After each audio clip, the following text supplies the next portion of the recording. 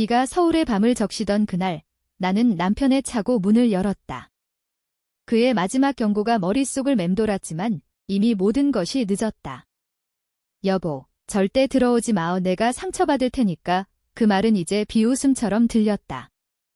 나는 총을 쥔 손이 떨리는 걸 느꼈고 방아쇠를 당겼다. 피가 바닥에 스며들었지만 그보다 더 끔찍한 건 차고 구석에 숨겨진 금고였다. 500만 달러. 우리 결혼 10년의 모든 비밀이 그 안에 있었다.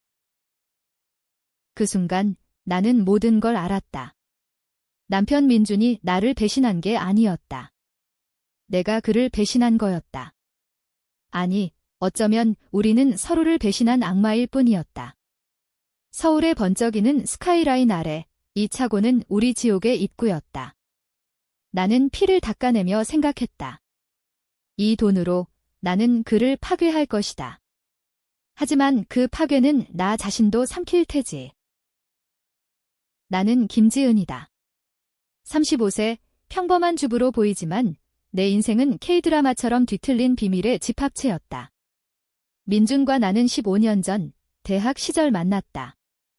그는 IT 회사에서 일하는 야심찬 엔지니어였고 나는 미술 전공생이었다. 우리 결혼은 동화 같았다. 강남의 고급 아파트, 매일 아침 커피를 함께 마시며 웃는 일상.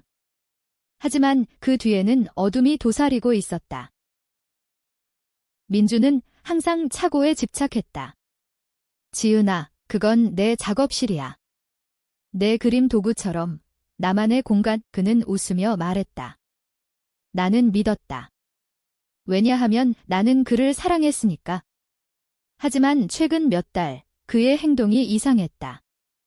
늦은 밤 귀가, 전화기 비밀번호 변경, 그리고 그 차고 문 앞에서 서성이는 그의 그림자. 나는 의심했다. 여자, 빚, 아니면 더 나쁜 것?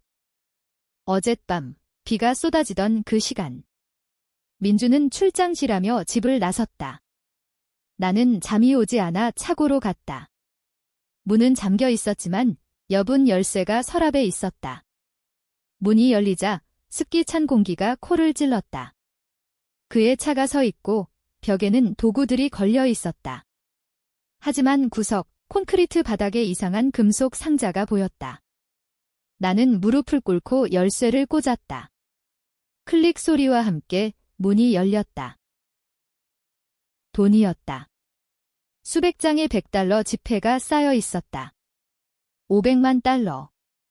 한국 원화로 치면 60억 원 가까이. 내 심장이 멎는 듯 했다. 이 돈은 어디서 온 거지? 민준의 월급으로는 불가능했다. 나는 손을 떨며 지폐를 만지작거렸다. 그 위에 작은 USB 드라이브가 떨어져 있었다. 나는 그것을 집어들고 핸드폰에 꽂았다. 파일이 열리자 세상이 무너졌다. 영상이었다. 민준이 누군가와 거래하는 장면? 어두운 창고, 검은 가방을 주고받는 손우익의 마지막이야, 형님. 이 돈으로 우리는 자유로워. 그의 목소리. 상대는 내 오빠, 지훈이었다. 내 오빠? 지훈은 5년 전 교통사고로 죽었다고 했는데. 아니, 그 사고는 내가 기억했다. 그날 지훈의 차를 내가 운전했다. 술을 마신 건 지훈이었지만 나는 대신 운전대를 잡았다. 민준의 부탁으로. 지은아, 내 오빠를 구해. 사고 나면 내가 책임져. 우리 미래를 위해. 그날 밤 사고가 났다. 지훈은 살아남았지만 민주는 그를 숨겼다. 왜? 지훈은 마약 밀매 조직의 중간 관리자였다. 민주는 그와 함께 일했다. IT 회사는 위장, 실제로는 다크웹을 통해 돈 세탁을 했다. 500만 달러는 그들의 마지막 작업 대금. 그리고 지훈은 사라졌다. 민준이 그를 죽였을까? 아니, 영상에 지훈의 얼굴이 보였다. 살아 있었다. 그는 도망쳤고 민준은 그 돈을 혼자 챙겼다. 나는 분노로 몸이 떨렸다. 민준이 집에 돌아왔을 때 그는 취한 척 웃었다. 여보, 왜 앉아? 나는 총을 들고 있었다. 그의 사무실 서랍에서 찾은 권총. 이게 뭐야, 민준아? 나는 USB를 보여주며 물었다. 그의 얼굴이 창백해졌다. 지은아, 그건. 오해야. 그는 다가오려 했지만 나는 총을 겨누었다. 오빠를 죽였어? 그 사고 내가 지시한 거지? 그는 웃었다. 차가운 웃음. 지은아, 내 오빠는 이미 죽었어. 그 돈은 우리를 위한 거야? 내가 원하던 삶, 강남의 집, 내 미술 전시회. 다 이 돈으로 산 거라고. 그는 다가왔다. 나는 방아쇠를 당겼다. 총성이 차고를 울렸다. 민준의 몸이 쓰러졌다. 피가 흘렀다. 나는 무릎 꿇고 울었다. 하지만 동시에 자유를 느꼈다. 이제 이 돈으로 무엇을 할까? 복수. 오빠를 찾기? 아니면 도망치기? 서울의 비는 여전히 내리지만 내 마음은 더 차가워졌다. 이 비밀은 나를 삼킬 테지만 나는 그것을 무기로 삼을 것이다. 민준의 시체를 보며 나는 처음으로 진짜 나를 느꼈다. 10년 동안 나는 완벽한 아내였다. 그의 커피를 타주고 그의 스트레스를 풀어주고 그의 비밀을 모른 척했다. 하지만 이제 이 차고는 나의 무대였다. 나는 핸드폰을 꺼내 경찰에 전화하지 않았다. 대신 USB의 다른 파일을 열었다. 이메일 기록, 은행 거래 내역. 민준은 지훈과 함께 3년 동안 돈 세탁을 했다. 그들은 중국에서 들어오는 마약 자금을 IT 스타트업으로 위장해 세탁했다. 내 오빠, 지훈은 그 조직의 브로커였다. 그는 가족을 위해, 아니, 탐욕으로 빠졌다.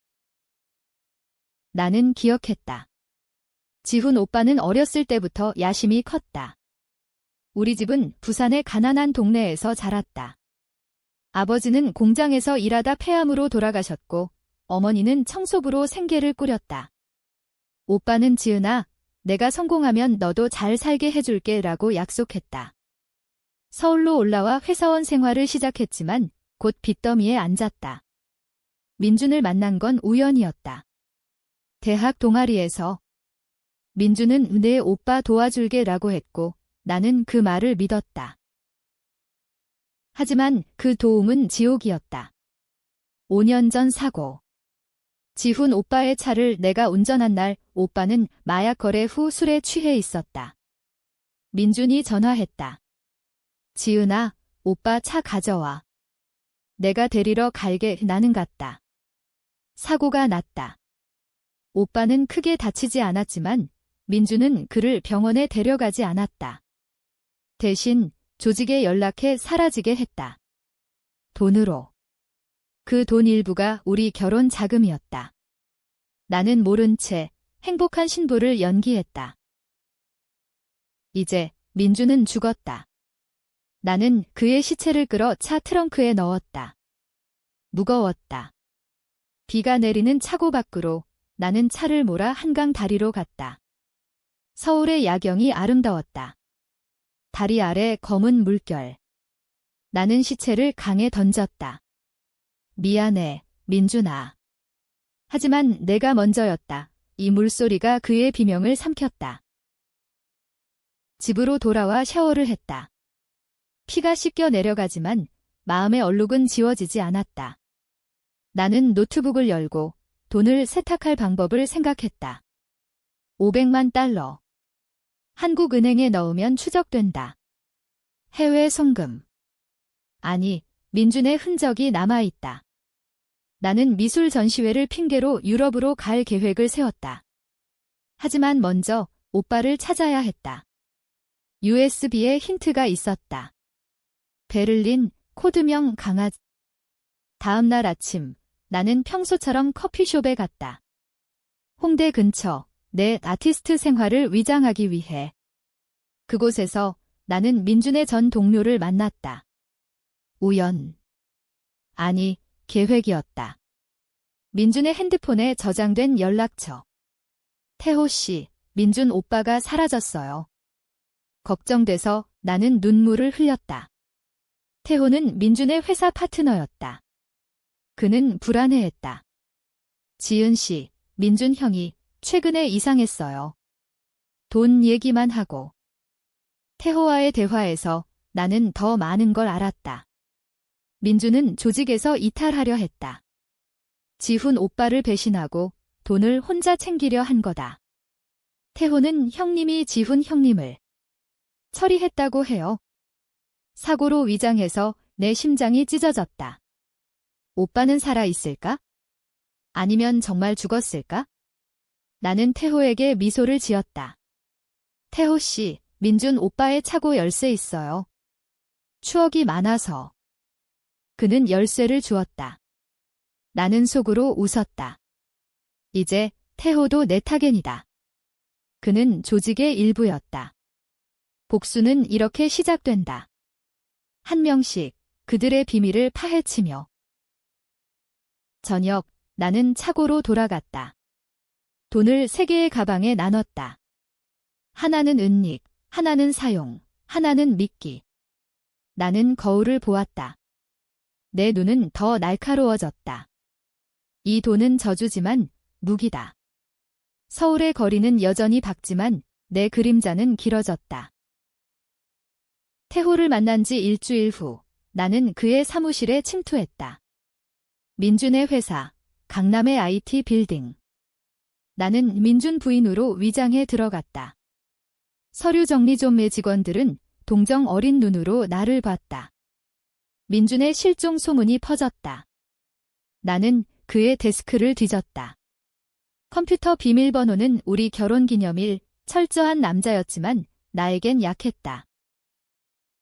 파일 속에 지훈 오빠의 사진이 있었다. 최근 것 베를린 거리, 커피숍 앞 오빠는 여전했다. 수척한 얼굴, 하지만 살아있었다.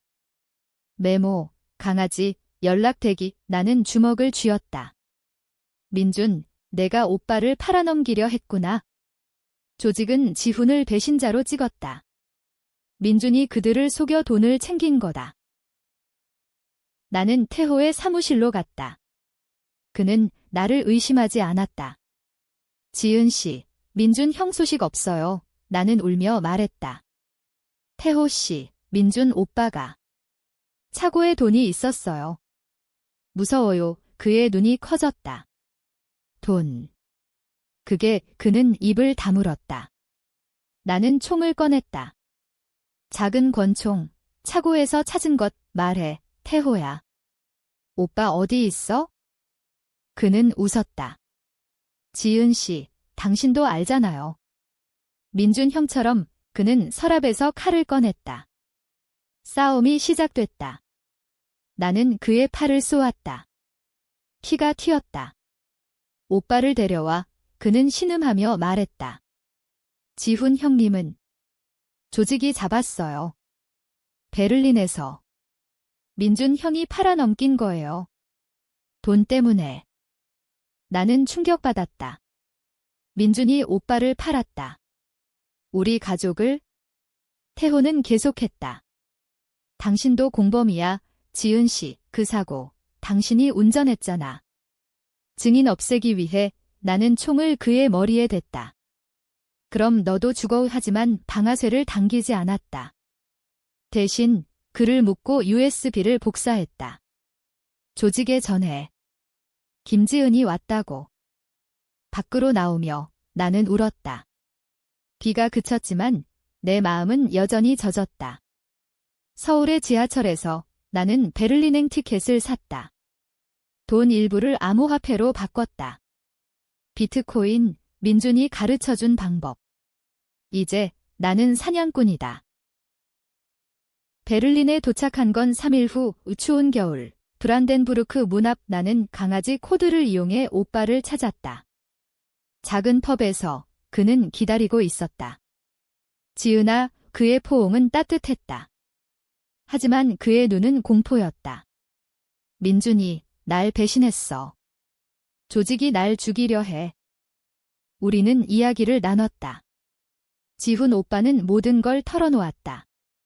마약 밀매, 돈 세탁, 그리고 민준의 야심. 미안해, 동생아. 내가 널 끌어들였어. 나는 고개를 저었다. 오빠, 이제 복수할 차례야. 우리는 계획을 세웠다. 500만 달러로 조직을 무너뜨리기. 하지만 오빠의 말 한마디가 나를 흔들었다. 지은아, 그 사고. 민준이 날 구하려 했어? 내가 쏜 총알이. 뭐? 민준이 날 구하려 했다. 오빠의 말에 따르면 사고 후 민준은 조직에 돈을 주고 오빠를 숨겼다. 하지만 최근 민준이 이탈하려 하자 조직이 오빠를 미끼로 썼다. 민준은 죽지 않았을까? 강에 던진 시체, 정말 그의 것이었을까? 나는 혼란스러웠다. 복수는 누구를 향한 걸까? 오빠. 민준. 나 자신. 베를린의 밤은 서울보다 더 어두웠다. 오빠와 나는 작은 아파트에 숨어 지냈다. 창밖으로 스파이겔가가 보였지만 우리 마음은 더 복잡했다. 오빠는 담배를 피우며 말했다. 지은아, 민준은 나쁜 놈이 아니야. 그는 우리를 사랑했어. 하지만 돈이 그를 바꿨지. 나는 믿고 싶지 않았다. 사랑.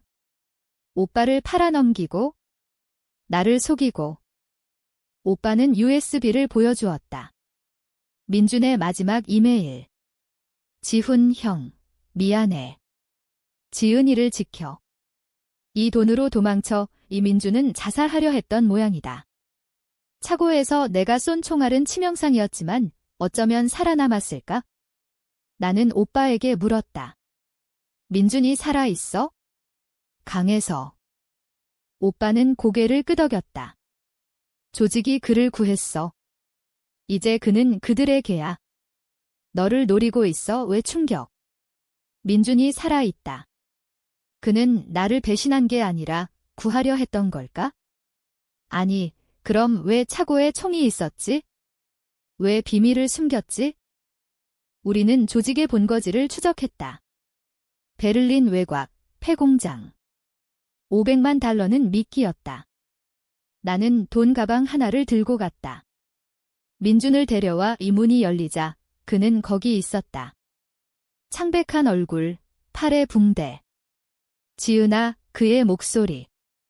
나는 총을 겨누었다. 왜 오빠를 팔았어? 그는 울었다. 조직이 내 오빠를 죽이려 했어. 내가 돈으로 시간을 벌었어. 사고는 내가 지시한 거야. 내가 운전하면 내가 증인이 돼서 오빠를 보호할 수 있다고. 그의 말은 미친 소리였다.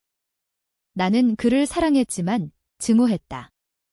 그럼 이 돈은? 우리 미래? 미래. 지은아, 그건 저주야.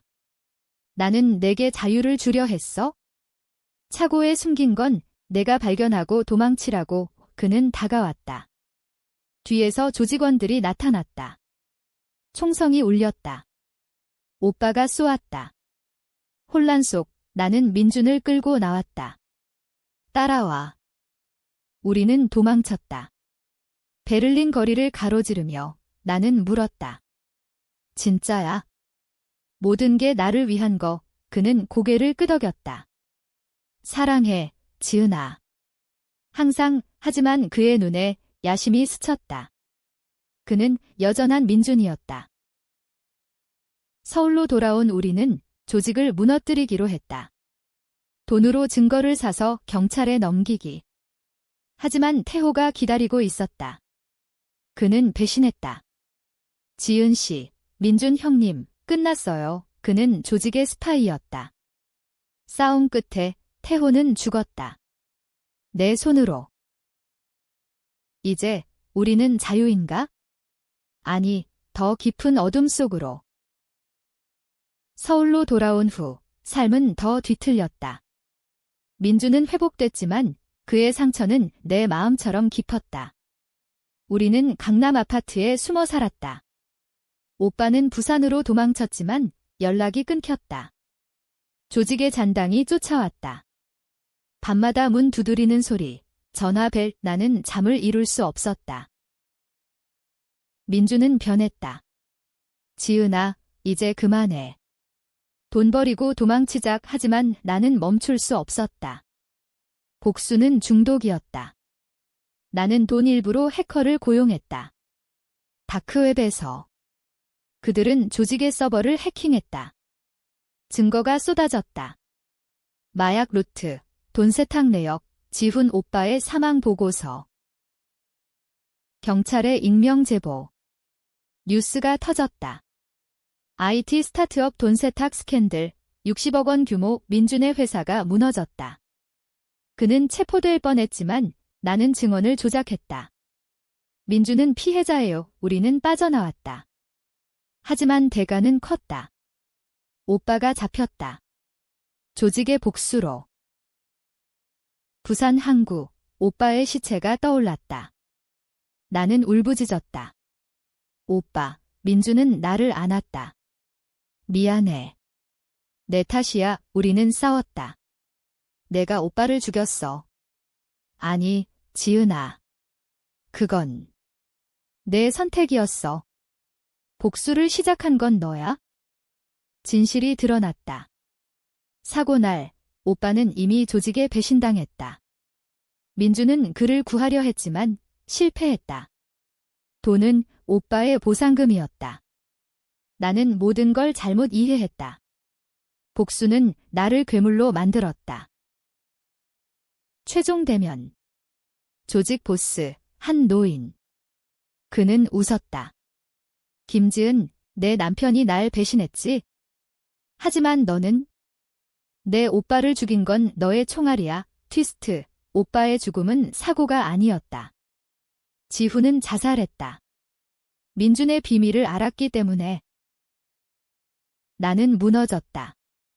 민준을 쏜 그 총알, 오빠의 죽음을 촉발했다. 우리는 도망쳤다. 제주도로. 바다 앞, 나는 물었다. 우리가 잘못인가? 민준은 말했다. 모두 잘못이야. 하지만 사랑은 남았어.